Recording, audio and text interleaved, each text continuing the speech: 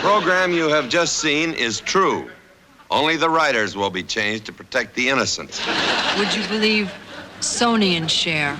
That's what's known as a plug. Huh, Alan?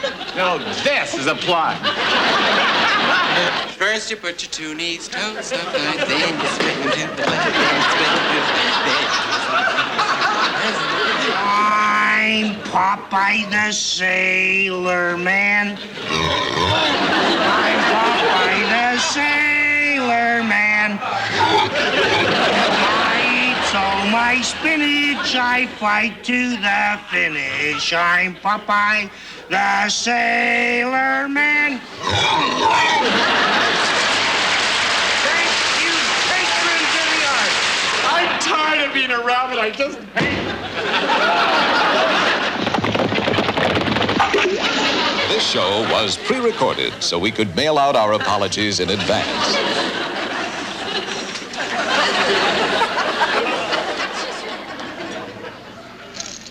Very interesting.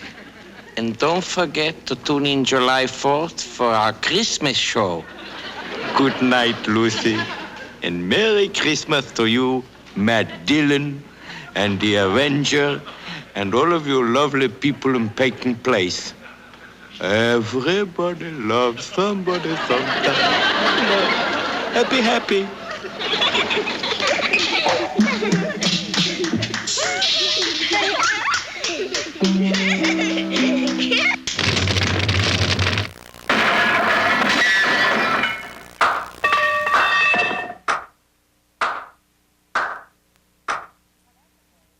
Michael J. Fox, James Woods, The Hard Way, NBC Sunday. An act of kindness, a tender smile. You know that for each and every bell that rings, another angel gets his wings. Get a free copy of Another Angel Gets Its Wings when you buy Vince Gill's or Trisha Yearwood's new album, only at Target. It's a wonderful life. And so it came to pass that beer was desired by the throat, and the Bruinites brought forth a beer of sharp tooth, and the throat was not pleased. And then they brought forth watered beer, and the throat was not made glad. And then came Mick Golden from the land of Michelob, and yea, it was smooth, and it went down the throat easy, and the throat was content, and the Bruinites said, It is good! Mick Golden, smooth over everything.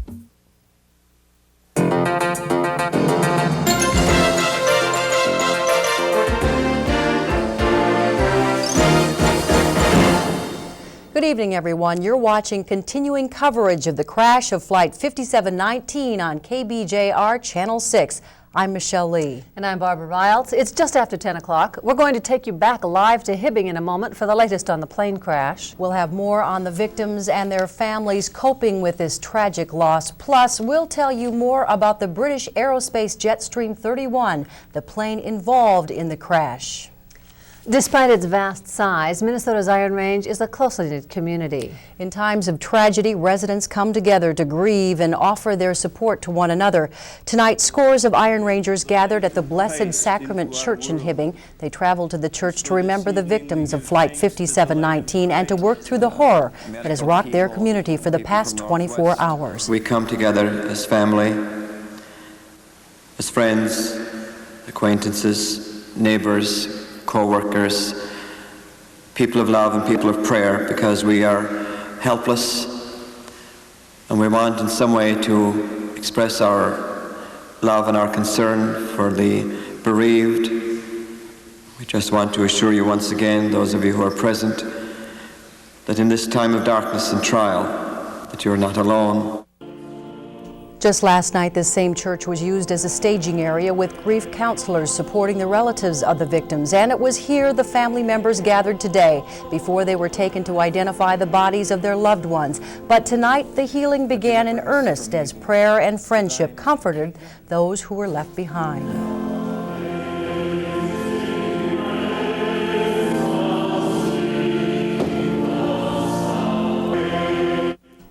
Federal investigators met with reporters tonight after an initial probe of the crash site. Stephanie Guadian sat in on that briefing at Hibbing's Kaler Hotel. She is standing by live with details. Steph? Well, after about 24 hours of on-site investigation, local officials, including a spokesperson for the National Transportation Safety Board, laid their cards on the table tonight. Here's what they know so far. We know the plane was flying in adverse weather conditions. Freezing drizzle was falling, heavy fog was present, and visibility was only about a mile last night. We know that the plane took on additional fuel in case bad weather caused it to turn around or forced it to land at another airport. In fact, the Express Air chairperson, Michael Brady, says taking on additional fuel was a smart move. We also know the plane that landed just before the accident was reporting icing conditions from 4,500 feet to touchdown, and that's an important bit of information. All indications are that the pilot did have visual contact with the runway. However, investigators now believe that the plane was in trouble on its final destination as the plane tried to land for the airport. This group today were able to ascertain the first indication of the plane striking a tree. It was an evergreen tree that had about, estimating a distance of about 3 feet of the top of it, topped off. The break was described as a break probably not caused by a propeller, but just by sheer impact. That was, again, estimated just loosely 3/4 of a mile from the final resting point of the wreckage. About midway between this initial tree strike and the wreckage area itself, there were a few other trees on the edge of what was described as a clump of trees that had indications that they had also been struck by the aircraft. Well, officials say they may begin removing the wreckage as soon as tomorrow night. However, they are quick to stress that their investigation is still at a very preliminary stage right now, and that it could take up to a year before the NTSB issues its final report on Northwest Flight 5719. Reporting live from Hibbing, Stephanie Guadian, now back to you. Thank you, Stephanie. Now here's the latest information we have on the victims of the crash. Now these are the names that have been released so far. The names that we have: Marvin Felitz, the captain of the aircraft, 42-year-old man from Burnsville. His co-pilot, Chad Erickson, 25, out of Plymouth. William Griffith of Lawrenceville, Georgia. T. Hedinger and R. Thacker. We don't have those gentlemen's or those people's names as yet. David Haltman, a 44-year-old man from Pickle Lake, Ontario. Everett Moore, 26, from Pickle Lake, Ontario.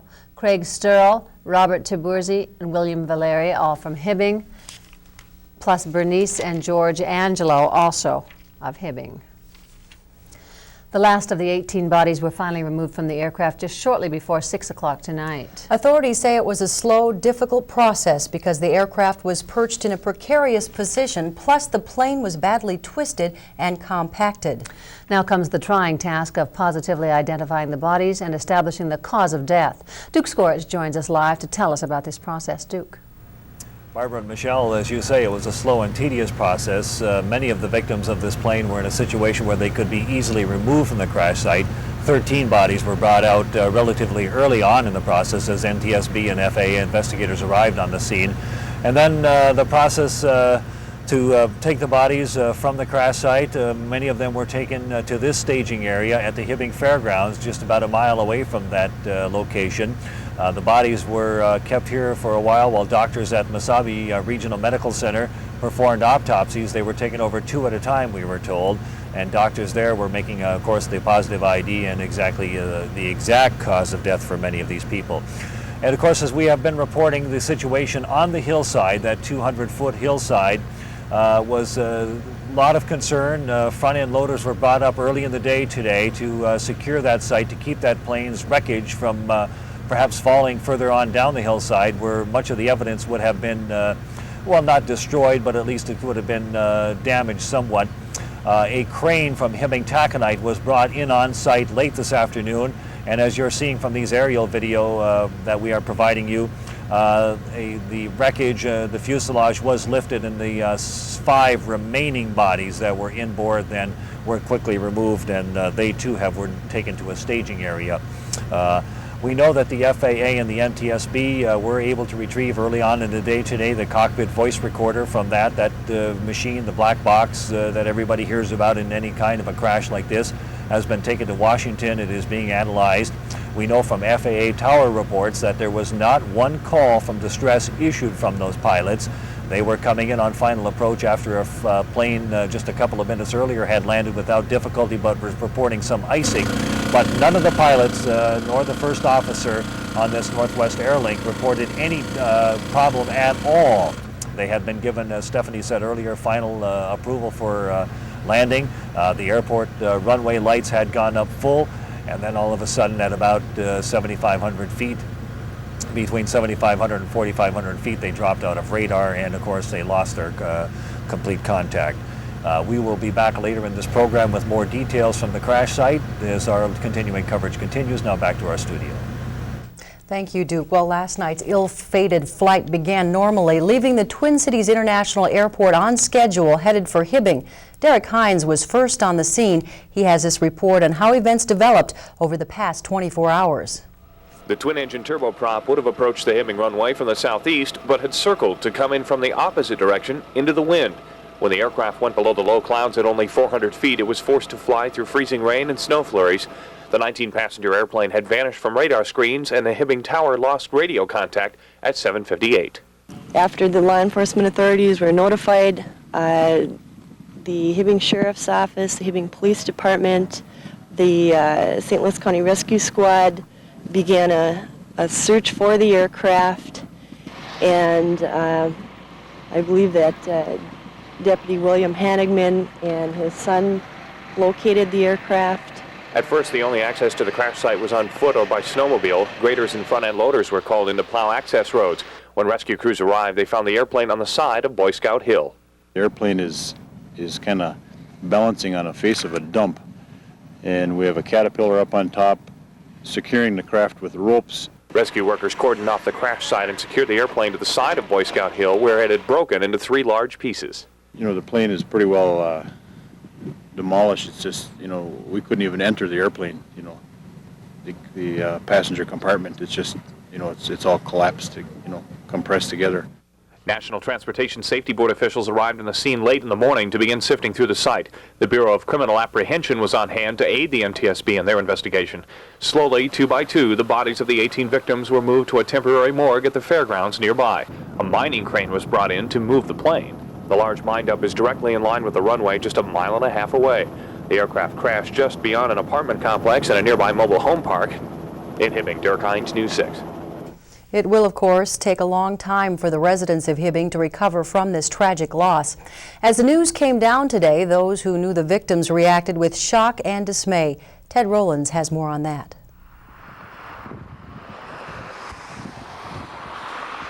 The flag outside Sunny Hill Distributing was at half-mast today. Inside, employees of the company, not ready to talk about the incident, mourned the loss of their boss and friend, Bob Taverzi.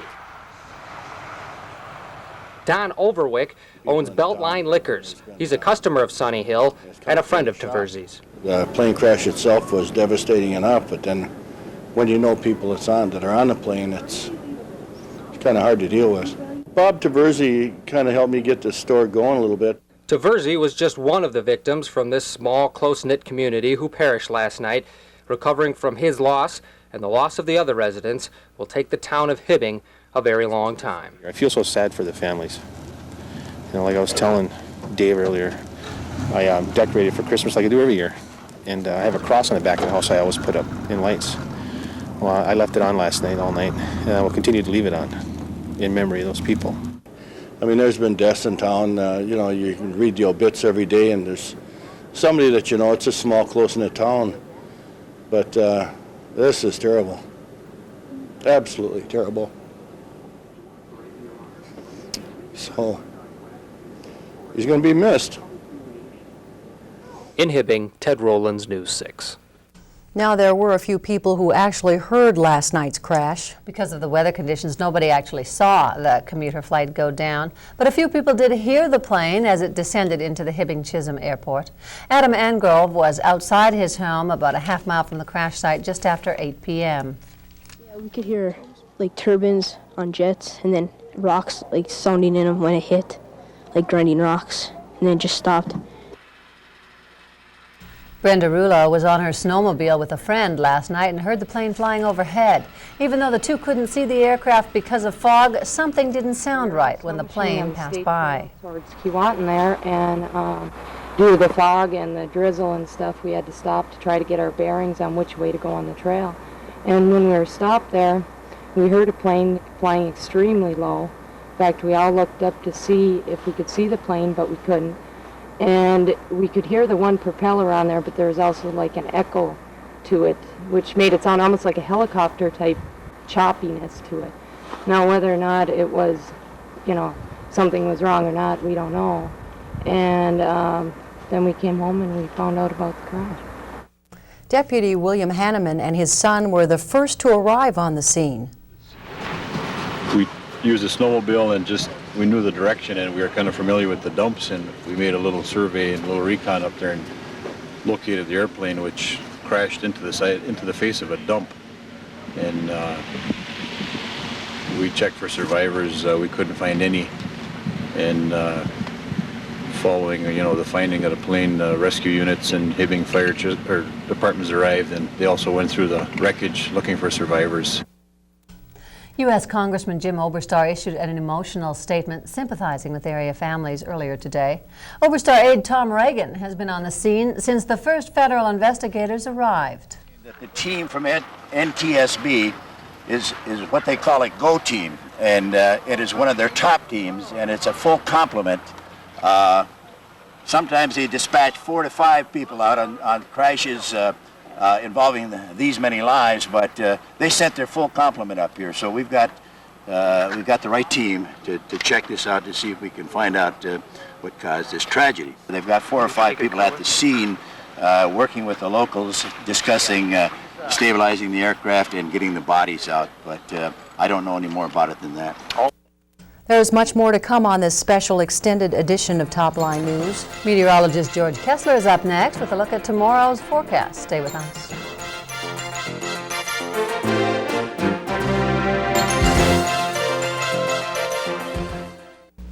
The Ski Hut has it all this holiday season. Shop the Ski Hut alpine, cross-country, snowboarding, clothing, and accessories. The Ski Hut carries all of those hard-to-find accessories that will make any skier smile. The Ski Hut has great service, selection, and prices, just what you'd expect after 37 years. If you've got a skier on your gift list, then you need to see the ski professionals at the Ski Hut. The Ski Hut, open weeknights until 8:30, Saturday and Sunday till 5.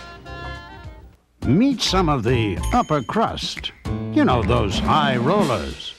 The big shots who lease their Chevys nowadays. Chevy's Smart to Lease plan is the smart choice for everyone. Get lower monthly payments on a new Chevy Cavalier with more features that you can trade every 2 years with no money down. With Chevy's Smart to Lease plan at your Lake Country Chevy dealers, you don't have to be a top dog to come out on top. Leasing. If you've got a long gift list but you're short on money, don't come unraveled. Get it together. Get to Best Buy. See, we help you get more for your money because no matter what you're shopping for or who, we give you aisle after aisle of low prices on the stuff you want. Like JVC VHS 3-packs with 1 high grade and 2 standard tapes for just $4.97 and get no payments and no interest for 6 months on everything. That's getting more for your money. That's Best Buy. This is ridiculous. I'm starved. What about the game? We still have to stop at the store, then pick up your sister, and now you want to eat? Express meals. Taco John's new express meals starting at $2.99. Try a Taco Bravo, 2 soft shell tacos, super burrito, or Sierra chicken filet sandwich, all served with potato olays and a medium soft drink. Quick and delicious. The game! My sister! Taco John's, more than you imagined. The weather situation in the Northland is getting a little more complicated tonight. You see all of the low clouds that are hanging around our region. Unfortunately, with low clouds and high levels of humidity, it's very common to see a bit of drizzle coming down, but our temperatures are in the 20s. And indeed, patchy drizzle has formed, so you're going to want to be careful, especially bridges and overpasses. Could be a little bit of icing going on. Speaking of those temperatures, let's take a look at them right now. Outside, we have 29 degrees at the airport, 27 downtown, 31 in Superior. Again, a patch of that freezing drizzle has moved over the airport. Winds are out of the northwest at 9 miles an hour. Humidity 96%. Not hard to see where that moisture is coming from. A rising barometer. There is more cold air pulling on into the region. Take a look at the numbers. And if you go off to the west, this is where the coldest is right now. 19 degrees in Fargo. And with our westerly winds, that's going to be coming right across the state at us. 28 this hour and hitting 30 in Ely. I expect our temperatures to be going down, not up, so there could be some slick spots. Coming up in a few minutes, I'm going to have your complete forecast. And of course, we'll have additional coverage on the crash of the plane in Hibbing. We'll be back after this. We've got it. By special arrangements, North Star Ford in Duluth can offer the Northland's buying opportunity of a lifetime. 5.9% financing, our lowest interest rate in almost 50 years. Pay no money down and make no payments till 94. New 93 F-150 pickup from $10,499 or $162 a month. 94 Tempo from $8,999 or $139 a month. 5.9% financing, no money down, and no payments till 94. So see us today only at North Star Ford in Duluth.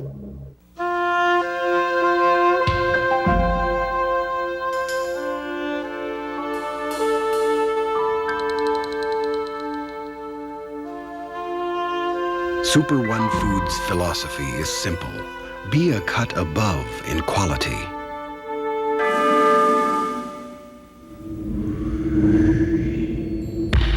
And a cut below in price.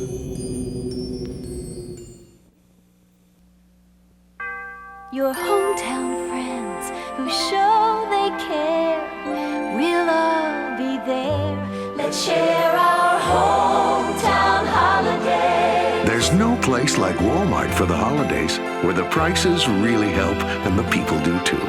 Because no matter how busy things get, we'll always take time for our hometown friends. Share our hometown holiday. It's holiday time at Walmart.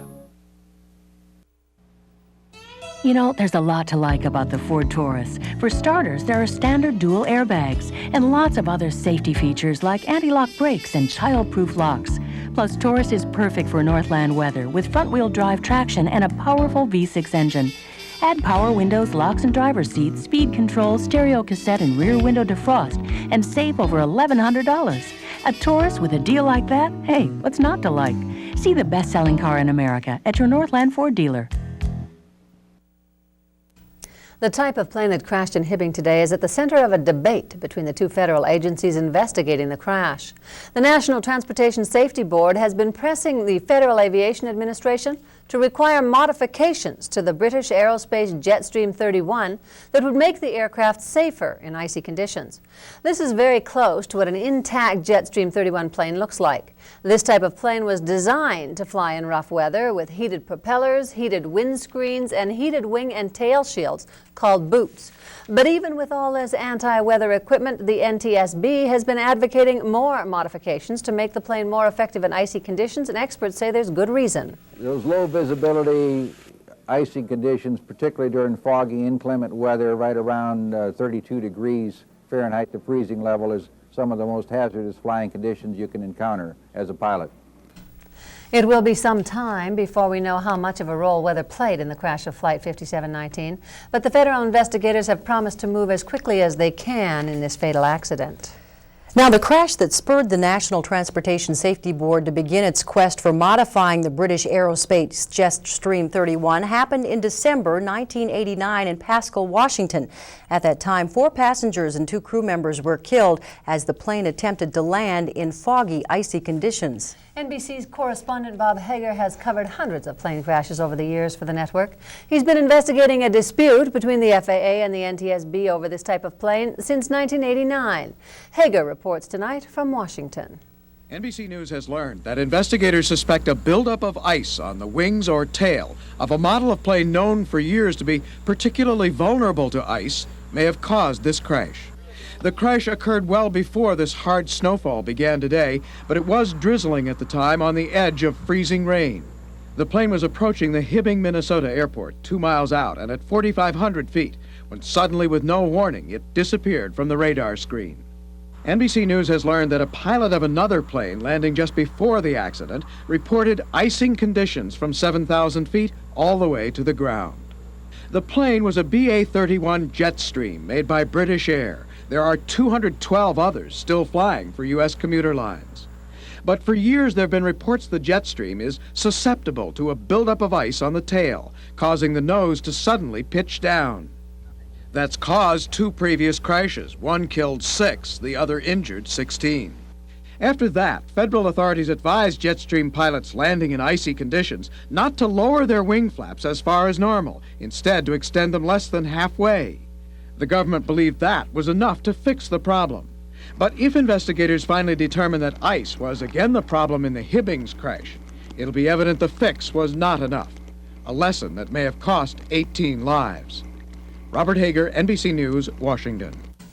Still to come on this special edition of Topline News, the rest of the day's headlines from across the Northland. Stay with us.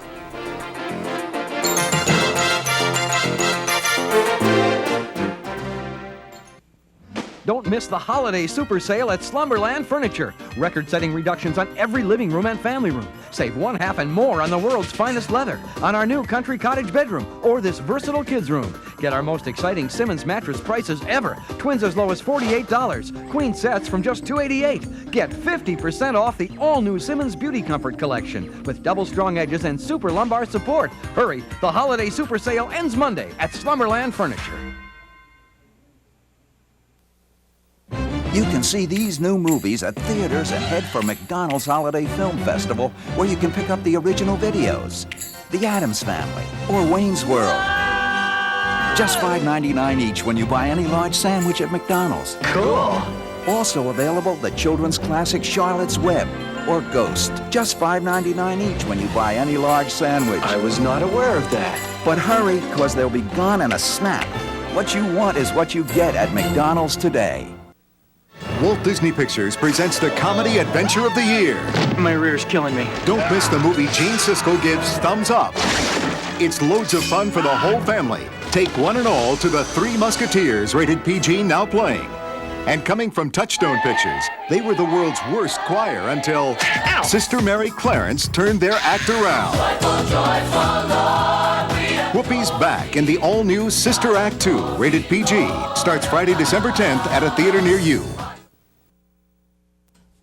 We're going to take a look now at some of the other local news around the Northland tonight. A Superior woman has been found innocent of first-degree sexual assault. 22-year-old Tara Neubauer had been accused of having sexual contact with a boy under 13 years of age.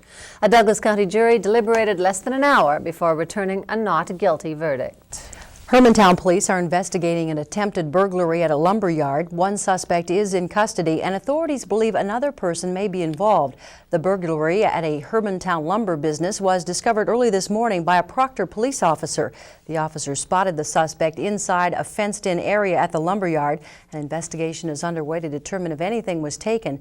No charges have been filed. A 10-year-old girl from Little Falls is lucky to be alive tonight. Katie Horsager was impaled on a cross-country ski pole. The young girl and her 12-year-old brother were playing mountain climber on a snowdrift using ski poles as their picks. Katie slipped and one of the poles entered her abdomen, severing the 10-year-old girl's bowel and nicking her pancreas. Her brother managed to pull the pole out. Following extensive surgery, Katie is recovering and is expected to be discharged from the hospital this week. The city of Superior kicked off its holiday season this afternoon. At 5:15, the community Christmas tree was lighted. Crowds enjoyed free refreshments and entertainment at the corner of Tower and Belknap. Santa Claus even dropped in to visit with the children. Steelworkers at Mintac and Mountain Iron found out today the specifics of a tentative labor agreement. Informational meetings in Virginia were well attended. The 5.5-year labor agreement was approved by union officials late last month. It includes a 50-cent per hour raise plus bonuses. The contract affects about 1,500 workers at Mintac. The international arm of the Steelworkers of America will soon conduct a membership vote on whether to ratify the new pact. Freshman Congressman Rod Graham's officially announced today he's giving up his U.S. House seat to run for the U.S. Senate. The former news anchor says he's established a track record in Washington by trying to curb government spending and cracking down on crime. The independent Republican will seek his party's endorsement for the Senate seat. Graham will be in Duluth tomorrow for a news conference. We'll have more on his future plans tomorrow night at 5 and 6. Well, there is much more to come on this special edition of Topline News at 10. We're going to take you back live to Hibbing for a look ahead to tomorrow. Stay with us. Stock up on batteries for all your electronic gifts from Menards. Panasonic alkaline batteries are dependable and long-lasting. Choose from several sizes. Just 29 cents a pack after $1 mail-in rebate. The handyman on your list will love the Sonnen combination measuring tool. It features 5 tools in one. Only $4.99 after $2 mail-in rebate. Shop Menards for all your holiday needs. Warm season's greetings to you all from Menards. Get ready to save. AutoFest has arrived at your #1 volume dealer, North Star Ford in Duluth. Historically low 5.9% financing for 60 months on 350 new Fords in stock.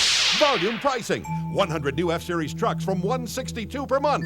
New Rangers from $129 per month. 20 hard-to-find new Explorers save up to $3,000 plus 5.9%, and you keep all rebates. Now through Saturday, don't miss AutoFest. Only at North Star Ford in Duluth. Merry Christmas, Lars. What you doing in my stocking? Oh, nothing. Just checking to see what Santa brought you.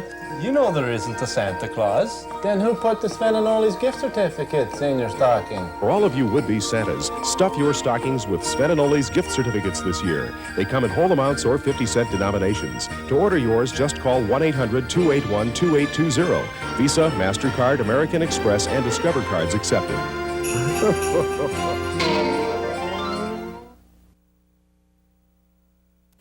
It's a busy weather night across the country. A lot of fronts, a lot of systems, but none of them are really very big. The reason why, the jet stream is screaming along, so anytime a storm, even a little self-respecting storm, tries to get itself organized, it gets ripped right across this area and out to sea before it can really lay down too much precipitation, even down here to the south where the front has stalled out a little bit. Notice our temperature right now, 29 degrees. But take a look what it was today. High temperature, 33. Not bad, really. Quite a bit above normal. Low last night, 30 degrees, some 18 above what it should be. Records of 54 and 23 below. There's your sunrise and your sunset. Now let's take a look at some clouds in motion across the country. Remember I was discussing